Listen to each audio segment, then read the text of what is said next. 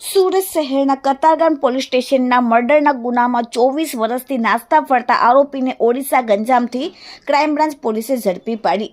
Surat police commissioner Anupamsinh ગેહલોતના આદેશ મુજબ સમગ્ર સુરત શહેરમાંથી નાસ્તા ફરતા આરોપીઓને પકડી પાડવા માટે સૂચના આપેલ હતી, જેથી ક્રાઇમ બ્રાન્ચના માણસો આરોપીઓને પકડવા માટે વર્કઆઉટમાં હતા। ત્યારે હ્યુમન ઇન્ટેલિજન્સ તથા ટેકનિકલ સર્વેલન્સ દ્વારા ઓડિશા ગંજામ ખાતેથી કતારગામ પોલીસ સ્ટેશનમાં ગુનો નોંધાયેલ હતો। તે નાસ્તો ફરતો આરોપી સંતોષનાથ ઉદયનાથ પ્રધાન, ઉંમર 54, રહેવાસી કબી સૂર્યનગર મેડિકલ 4 રસ્તા થાના, જિલ્લો ગંજામ, ઓડિશા વાળાને પકડી પાડવામાં આવેલ છે।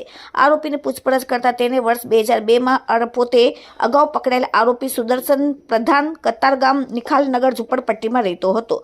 સુદર્શન પ્રધાન અગાઉ મેસ ચલાવતો હતો અને તેની મેસમાં તેઓને હમવતની સીમાચલ આનંદ પ્રધાન જમવા આવતો હતો।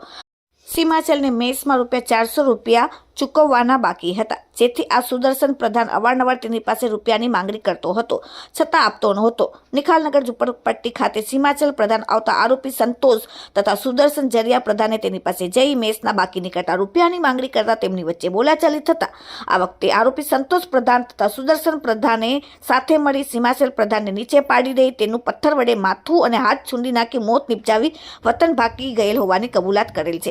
મર્ડરના ગુનામાં આરોપી 24 વર્ષથી નાસ્તો ફરતો હતો, જેથી ક્રાઇમ બ્રાન્ચે આરોપીને પકડીને કતારગામ પોલીસ સ્ટેશનને સોંપેલ છે। Bureau report, daily India TV, Surat.